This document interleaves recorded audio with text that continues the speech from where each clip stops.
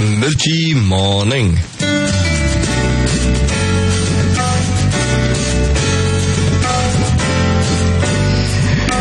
मैं समय हूं।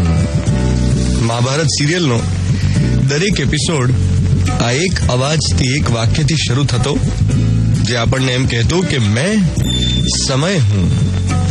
મહાભારતનો સૂત્રધાર હતો સમય। આ સમય એટલે શું?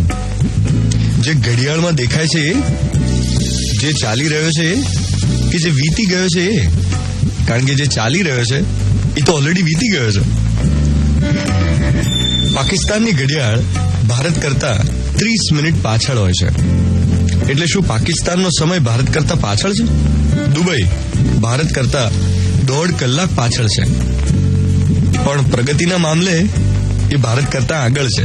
એટલે દુબઈનો સમય ખરેખર ભારતથી આગળ ચાલે છે કે પાછળ? દરેક દેશ અલગ અલગ ટાઈમ ઝોનમાં કામ કરે, એટલે એકનો સમય બીજાથી ઘડિયાળમાં આગળ પાછળ હોઈ શકે, પણ એની પ્રગતિ નહીં। તમારા ફ્રેન્ડ્સમાં જુઓ, કોઈ 22મે વર્ષે ગ્રેજ્યુએટ થાય અને પછી 5 વર્ષ જોબ કરે ત્યારે માંડ જોબ સિક્યોરિટી આવે, અને કોઈ 28 વર્ષ સુધી ભણે અને પહેલા જ વર્ષે સિક્યોર જોબ મેળવે।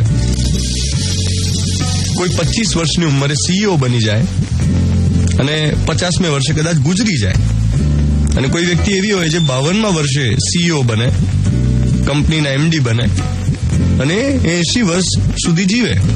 બધા પોતપોતાના ટાઈમ ઝોનમાં દોડતા હોય છે, અને દરેકને એના સમયે બધું મળી જ રહે છે। કોઈને નાની ઉંમરે બધું મળી જાય, કોઈને વાર લાગે। શક્ય છે તમારાથી નાની ઉંમરની વ્યક્તિ તમારી બોસ હોય, અને કદાચ કોઈ એવું હોય જે તમારાથી મોટી ઉંમરનું હોય પણ તમારા જુનિયર હોય। બરાક ઓબામા 55 વર્ષે પ્રેસિડેન્ટ બનીને રિટાયર થયા, અને ડોનાલ્ડ ટ્રમ્પ 70મે વર્ષે રાષ્ટ્રપતિ બન્યા। દરેકનો સમય આવતો જ હોય છે। આજનો મોર્નિંગ મંત્ર: તમારી જાત પર વિશ્વાસ રાખો, મહેનત કરો, તમારી જાતની સાથે ઓનેસ્ટ રહો, તો એક દિવસ તમારો સમય પણ આવશે। ક્યારે? એ પણ આવનારો સમય જ કહેશે, કારણ કે સૂર્ય અને ચંદ્રની સરખામણી ન થાય। બંને પોતપોતાના સમયે આકાશમાં ચમકતા હોય છે। 7:10 થઈ ચૂકી છે। મિર્ચી 98.3